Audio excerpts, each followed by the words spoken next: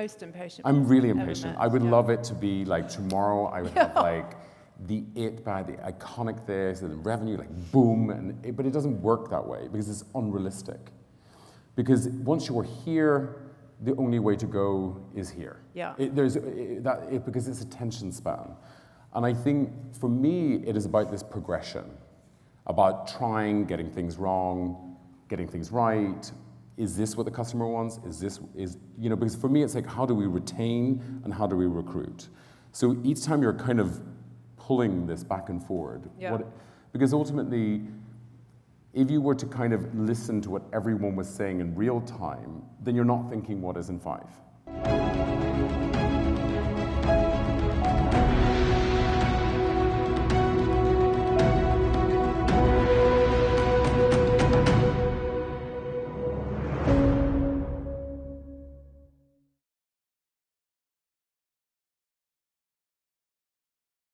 I introduced to you Delphine Arnault and Jonathan Anderson, who are respectively the CEO and creative director of Dior. Not to be confused. Delphine, you're the CEO. Jonathan, you're the creative director. We'll start with Delphine. You actually joined Dior, first of all, in 2001.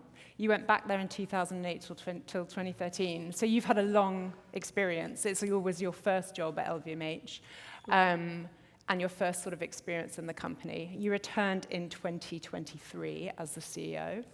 And your first big kind of like decision, I suppose, in a more public environment was to announce Jonathan, this reprobate who you brought in to look after the billion-dollar company. So tell me about the decision-making and what made Jonathan the guy for the job. So first of all, thank you so much, Joe, for having us today. We're delighted to be here, and thank you to Rula for this beautiful day. We're delighted to be here, and we don't come very often to talks together. So it's never done a talk. Never done it together. Yeah, so it's internally we do talks together, but never externally. Yes, excellent. Well, so it's nice to be here and to be able to exchange about how we work together between business and creativity. It's a great opportunity for us to be here. So yes, one of the first choices that I had to do as a CEO was to appoint Jonathan. It's the first time in the history of Dior, since Mr. Dior, that we have a designer, a creative artistic director, who's at the same time in charge of women's categories, men's categories, and haute couture. So it's a very big appointment. It was a decision that we thought about with my father, because he's very involved also in the brand Dior and his favorite house, is it not? Yes, a very special house to his heart, because it's the first house that he acquired. In 1985. So we talked a lot. I knew Jonathan for a long time because I knew you before you even started at Loewe. Delphine was the first to hire me. Yes. At Loewe. She bought part of my brand and then yes, I used to see you at JW shows. Yeah. So we've known each other for a long time. He did an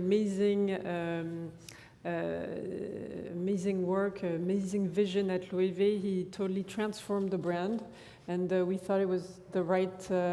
I thought it was the right timing and the right person to be able to take on one of the biggest jobs in the industry. Yes. I mean, if not the biggest job in the industry, I think. So you made this announcement. I actually was checking back today. We spoke about it in June 2025, and I think 2 days later, Jonathan, you did your first menswear show. Where I met you backstage, and I said, "So how's it going?" And you were like, "Oh." What was it? I mean, you understood the scale of it and the scope of it and the kind of, you'd obviously wanted it, you talked about it a lot, but what is it like when you arrive at a brand like Dior and realize actually how much you've taken on? Well, I think I kind of knew, because Delphine would be like, it's very big. It's very, very big. And I was like, sure, it'll be fine. No, I think when you get in, I think it's not about the scale of collections. It is about the scale of people. You have got a lot more people that you're interacting with. So it's sort of like you're and you have a lot more kind of people in the room. So a lot of the time you're trying to perform to an audience and try to get the message through, but there's a lot more of them. So this was a big change. And then I think the media pressure of it. The media pressure of taking Dior was, I think I had underestimated. I think because I was a designer at Loewe and then going to Dior, I didn't think there was going to be such a shift. Delphine knew the shift was going to happen. Yeah. And she kept telling me things will be different. And I was like, it'll not be, it'll be fine. But I think it was different when I would get on the Eurostore or go to a restaurant, and it was... You became a meme. I became a meme. You became a meme of hard work, yeah, labor. Exactly. Yeah. Even when you come outside your house and you're having a cigarette, you are not safe for the memes. And it was unusual. It was like kind of like you were kind of the media part of all these brands were changing, and it was, it became a kind of strange type of Hunger Games. Yes. It was like, off we go. But just to quickly put it in context, so Loewe, you sort of doubled revenues in the time you were there. So it was around 2 billion, I guess. More than doubled. More than doubled. I mean, I won't talk too many numbers. We're not allowed to talk any numbers. Estimated numbers. But Dior, as you'd arrived at, had already quadrupled its revenue. So I think it's been 10 years of like massive, massive, massive growth. So I think anybody arriving anywhere in the luxury industry in like 2024 was already arriving somewhere in a very kind of like a frenzied moment. It's a difficult thing to kind of like keep your vision straight when everything is like constantly on fire, like in a good way, but also there are dangers and hazards around. Mm-hmm. It's a lot of work. I think that you're working on multiple collections at the same time. Yeah. And also Jonathan was used to it, because even though Loewe wasn't the same scale, you were already used to having a big studio with different collections for men's, collections for women's. You had also your own brand. Yeah. So you were used to kind of this multitasking. Yeah. And this was also, I think, something very important that you were used to, even though the teams aren't the scale like at Dior. It was big teams at Loewe with people in different fields, and the handbags and the ready-to-wear. So it's more just about scope. I think Dior, the name, brings an added kind of. For me, the job is not different. Yeah. A lot of people would be like, how do you do all these collections, and how you're going to burn out? It's not about that. It's more about the media scrutiny of it. Right. So you're kind of, and it was interesting because we were just talking backstage. It's sort of like when I did the show in LA. Last week, by the way, it was on Thursday or Friday. We just got here, so a bit of a mess. Yeah. I've only been there for a year. The product has only been in store for 4 or 5 months, but in the general internet world, they want you to turn a business around tomorrow. They want you to arrive at a collection like it is perfect tomorrow. Yeah. Which is to say, Delphine, when I first spoke to you, you're on record saying it needs time. Things need time. A designer needs time. So talk to me a little bit about your dynamic. Like, how often do you speak? What's the big focus? What have you worked on? Well, we speak all the time. All the time. We speak all the time. We have meetings several times a week. Yeah. Every Monday morning. Yeah, every Monday morning. We do collection reviews together. And we see each other all the time, and I think it's very important to have this dialogue and to be able to speak openly about everything that's happening in the company. Yeah, it's good because we kind of are a good yin and yang, because Delphine is more, I don't know how to say, like cautious in a very good way. So she's very kind of, whereas I would be like, let's do this. And then Delphine would be like, let's slow it down a bit. So it's kind of good because it kind of is a good balancing act. Yeah. Because I think she reins you in. Yeah, because in a brand like Dior, it is, you push one thing and it's like, yeah. So, and it's a good balance, like, to learn, especially Delphine knows a lot about bags. I've worked at Loewe, so we're very good at, we know we're both very challenging on the team with bags because we both have worked in it. And Delphine's very good at surrounding with getting the right people, to work with me on ready to wear, and because the collections we've got a collection every month, technically, and it's sort of, so you have to be on the same page, because if not, you could action something and then it would be hundreds of them. You know what I mean? So you have to be kind of like cautious, but at the same time keep the momentum. Like Delphine is always about agility, is trying to find agility within the business. And this is the most important thing, especially in a brand that you're trying to remove 45 degrees. Yeah. It's even just by doing this, you've got to get like thousands of people to go in the right direction. And this takes patience, a lot of patience. Talk to me about that agility and like working around something where you are maneuvering a huge brand. We need to be very agile nowadays. I think everyone in every company needs to be very agile. You don't know what's going to happen tomorrow. Things change super fast, and you need to be at Dior. We have this very big ship to maneuver, and we have to be agile. Like if we had a kind of a small river, so we need to do both. Manage the big ship and be also very agile in everything we do, in the collections that we do, in the number of drops that we do, in the supply chain, in the service to the client. We need to invent a lot of things and be very agile in that way. Because shortly before, Jonathan, you'd also made a lot of corporate changes in terms of like the management structure and who was looking after things in order to look at the supply chain issues and resolve some of the problems that had happened. And then subsequent to that, you said you wanted to look at like the offering and offering quality to the consumer. To which end I suspected, you said, especially in the leather goods area, I imagined that what you meant there was like thinking of the offering in an environment where the prices had kind of escalated massively and across the industry for like several years. How have you introduced those like new offerings, and how is that going?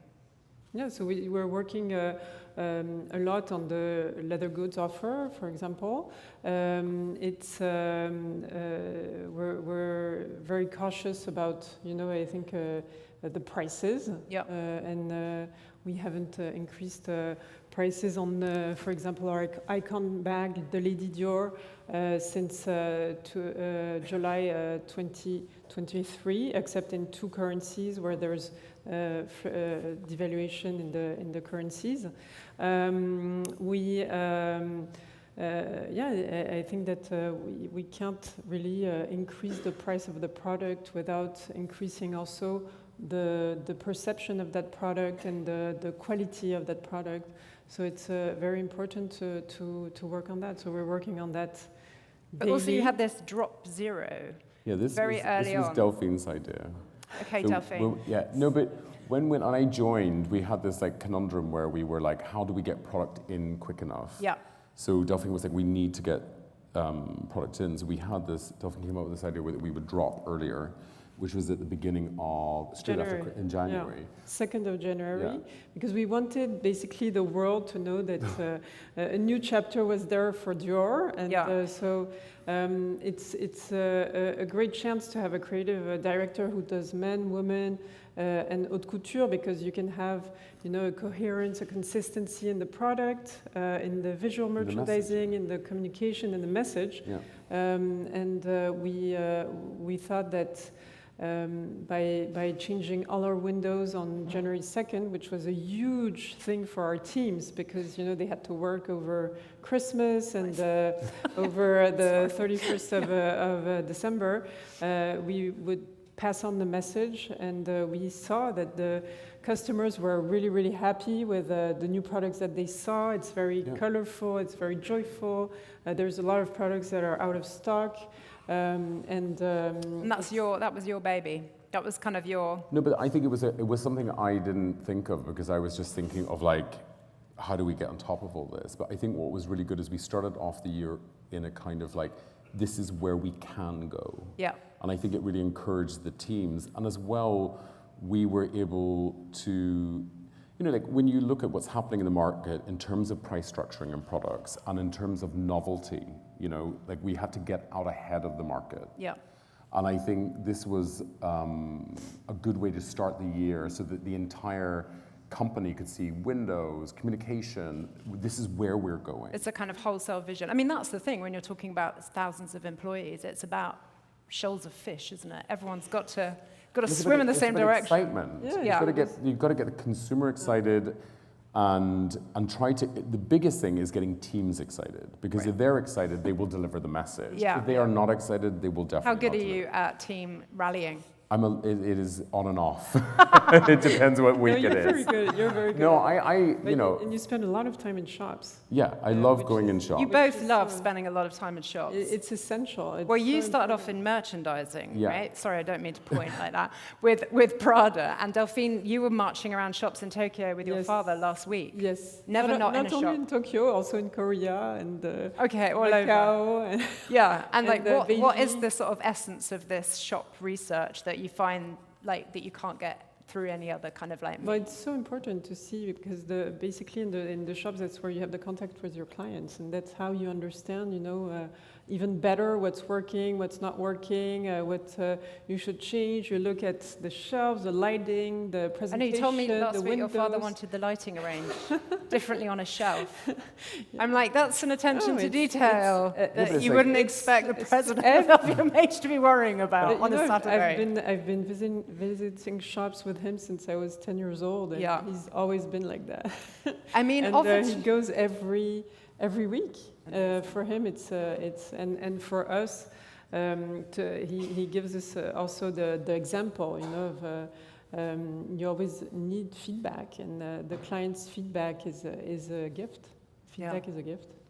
And that's how you get it for us in our world. That's how you get it, because we have the chance of having amazing shops, amazing teams within the shops, and we just opened 2 very big House of Dior in New York on Rodeo Drive. It's flagships for our house.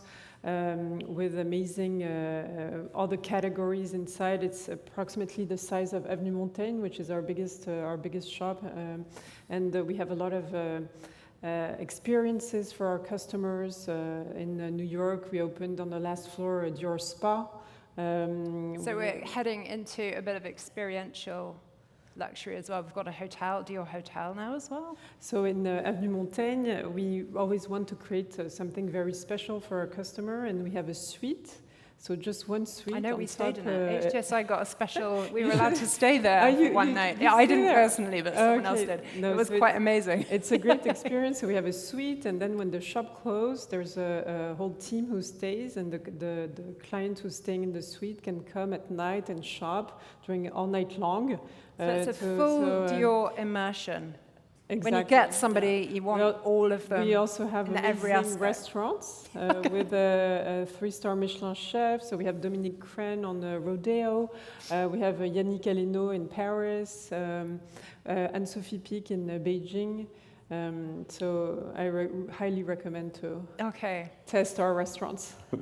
Jonathan, you were in LA last week. Obviously, America remains a huge focus for the brand and for most brands at the moment, especially in this kind of global volatility. How was being in LA for you?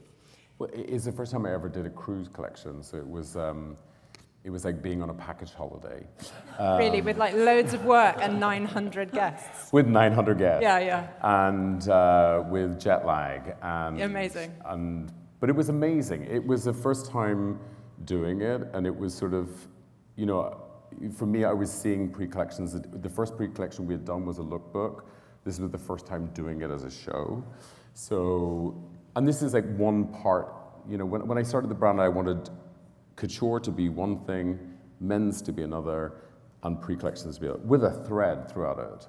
But it was to do different kind of actions. So, but it was really fun. It was very stressful. The LACMA was amazing. And Ed Rocher doing a shirt, sensational. It was a dream come true to work with Ed. And we doing wanted to work with him for years. And with the first idea that I came to Delphine, it was like, I'd love to do a collaboration. And she was like, well, I've tried so many times, so good luck. And you got there, you knocked on that door. I knocked on that door. Get you. But it was amazing to it was a new experience for me to try to I wanted to put men's and women's, which was the first time doing that, and trying to see what that can be in the future. And it's about, you know, it's about reflecting of what is happening in a city that you're in. You know, it's a bit of theater, ultimately. And like 4 collections in, 4? 5 collections and in. Multiple and now mini collections. Yeah, all sorts going on. Like, are you strategizing codes? You said to me earlier that you didn't want to present something that was like necessarily like a progression from one thing to the next. But where are you going in sort of terms of I finding your next icons or your codes? Yeah, exactly. Your Lady Dior. For me, it's sort of like when I look at Dior, I have 2 jobs to do as a creative director. And I think I did this at Loewe. You have to look at the brand, restore what you love in the brand, and what is the brand? So what are the codes? What are the designers that have added codes? Which one stays? Which ones go? And kind of like restoring that. It's really like taking a chateau and fixing all the bits and pieces around it. And that's about testing. It's about trial and error. Yeah. You know, I think we are so impatient. I'm incredibly impatient. Yeah, I think you're the most impatient. I'm really impatient. I would yeah. love it to be like tomorrow. I would have like the it bag, the iconic this, and the revenue like boom. But it doesn't work that way because it's unrealistic. Because once you're here, the only way to go is here. Yeah. Because it's attention span. And I think for me, it is about this progression, about trying, getting things wrong, getting things right.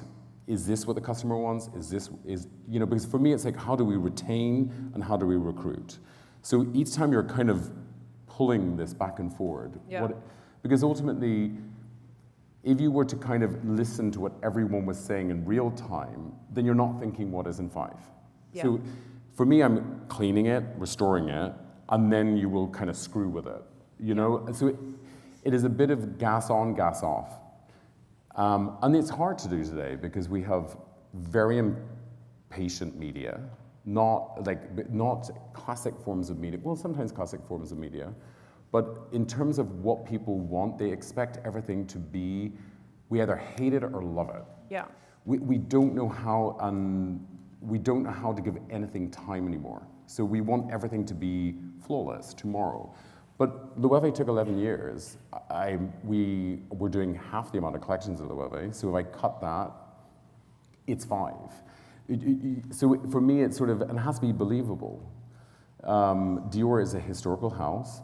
It is very, very important in terms of fashion culture. It is very important in France. And so it is, what I feel is about long term, but at the same time, it is about being believable. Yeah. You know, there's no point me kind of, it's nearly like I have never been like all grade A's. Do you know what I mean? And that's fine. And it takes time. I think, and Delphine, it was, you know, which is good because Delphine on the business side is really kind of reiterating it does take time because we have a lot of things we're both solving together. It takes time, but we see the response of the customer, and we see that, you know, the customer is really liking the collection, responding extremely well to the collections. When we were last week in LA, we have a lot of loyal customer, and one of the important things in the change for us was also to keep those loyal customers. And when you saw them, you know, in wearing your clothes and wearing the handbags that you created, This is the fun part. It was really really great. What do you think what do you think the Dior client loves? The Dior client loves creativity. Yeah. Loves products that are joyful, that have colors, that have extreme quality. Yeah. That respect the history of the brand but have a modernity. I think the Cigale is a very good example of that. The Cigale bag that Jonathan just launched in his first show is inspired by the Cigale dress. Yeah. which is the dress of Mr. Dior from the 50s, and he got inspired by that. And I think it's great to mix the codes of the house, the codes of the history of the house, with modernity and with extreme quality and elegance. Do you think that we are maybe moving to a different era of femininity or joyfulness? There's been a lot of talk around that in the industry, that there's a slightly more... I think I had mentioned, and I've been kind of looking at this idea that there is inner circle of fashion, and then there is the real world. And they are very different things. Very, very different. Because ultimately, I think when I was at Loewe, you become more kind of like, there's a bit more snob. You can't be a snob at Dior. It's not about being, you're going, because the brand is smaller, so you're kind of going into like a smaller demographic. Yeah. What I have found really fascinating in Dior is how feminine you can go.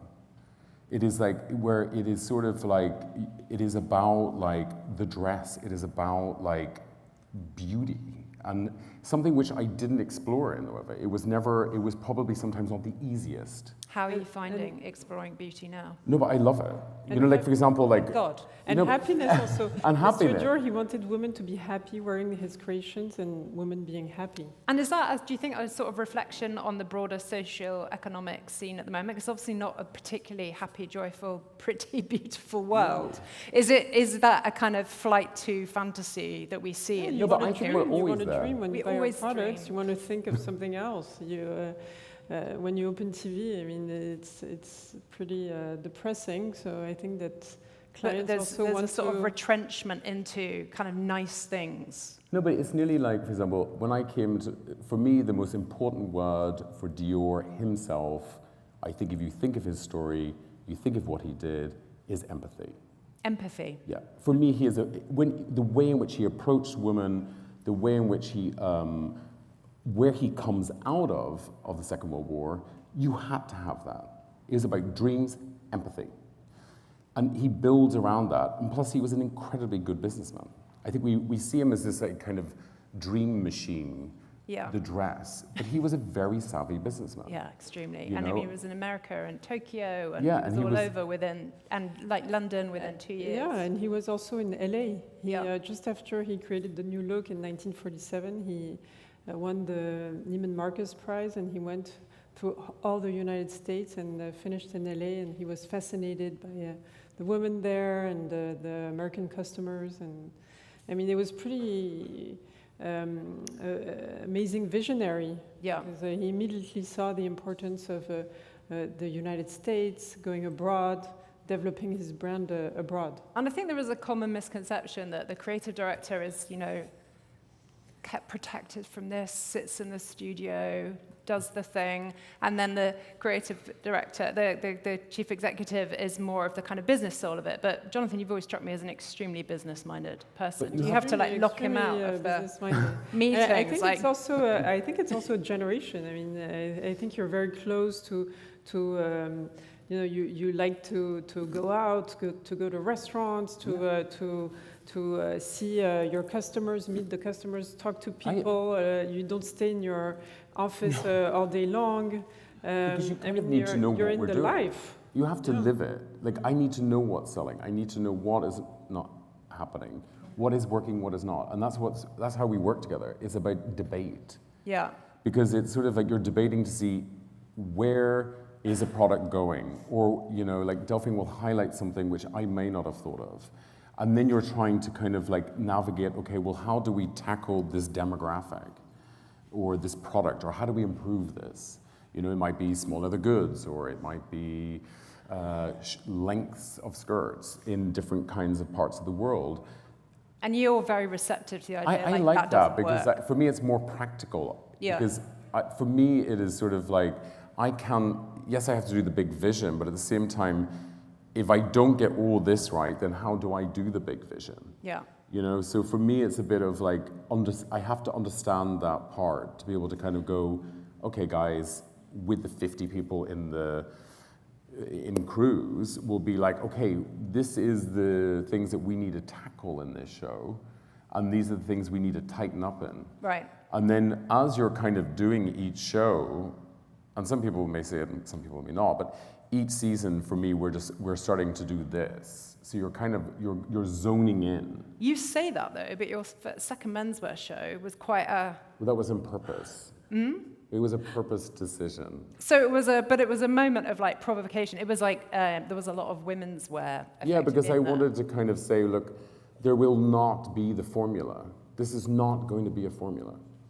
And I think it's very important, for me it was very important in the third show to be like, this is not going to be the same thing. Yeah. We're going to build different layers, because in a weird way, if everyone expected what I was going to do, then I've already arrived. Right. If you've already arrived, then what is there to see? Because fashion in the end has become entertainment. Oh yeah. We have been made it entertainment. So by doing that, it's sort of like, if I already tell you who's going to die in the next sequence, then you're not going to watch the series. I love that. We don't have very long, so let me ask you what's, next up, you've got, you're doing some couture dresses for a high jewelry collection. You've also got couture around the corner. You've got menswear next month. We've got August, which is off. Yeah? What do you do on your holidays? Holidays. It feels a little bit like holidays here. Yeah. The weather's good, so. That's great. There's lots of things where, it's multitasking. Do you know what I mean? The good thing is we have fantastic teams. Me and Delphine are only spokespeople. We lead, but ultimately we have fantastic people. And the ateliers are doing an extremely amazing job. Like they're working around the clock doing, and they love what they do. Like sometimes you go in and it's sort of like, it's mesmerizing. So that's why I always find sometimes it's interesting when people, we're in this like kind of moment of, which we should be, which is judgment on pricing. But it's sort of, I was watching a thing on Instagram where we make these little like key charms, which is of like a snail made out of tape measure. And you could probably make it yourself. But the thing that what we have really struggled with today in luxury is actually going, what is the value of talented people making something? Right. We never think about the hourly rate. We don't think of like the person who embroiders the dress. And maybe an embroidery on a dress might take up to 3 months.